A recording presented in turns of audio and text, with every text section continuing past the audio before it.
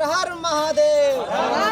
नमस्कार प्रणाम। आप सब भोजपुरिया भाई के पैर छू के प्रणाम करते हैं। हम सिंगर फैशन प्रेमी आप सभी भोजपुरिया गाना सुने वाला चाहे वाला के दिल से नमस्कार प्रणाम बा।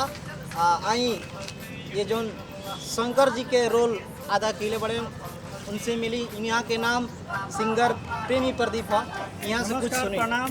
हम प्रेमी प्रदीप आप तमाम भोजपुरिया श्रोतागण के दोनों हाथ जोड़ के प्रणाम बा। इस सावन के पावन महीना में हमने के एगो एल्बम आवता एल्बम के नाम बा बाबा हो कोरोना साला देश में जब से घुसल बा।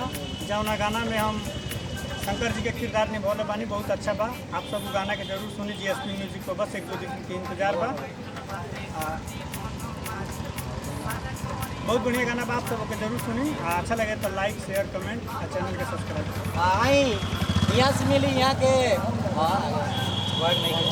यहाँ से मिली यहाँ के गोविंद संवरिया जी। यहाँ से मिली संदीप स्नेही और यहाँ से मिली सूरज।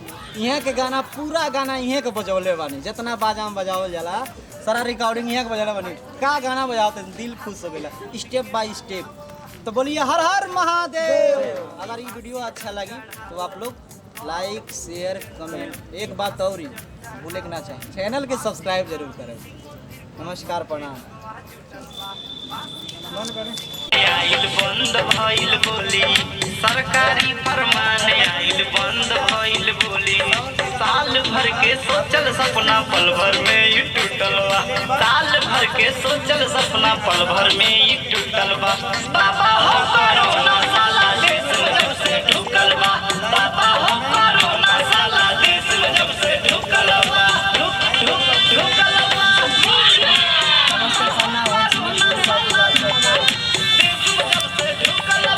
बिना जोल ढाले बीती सावन अब की बारी।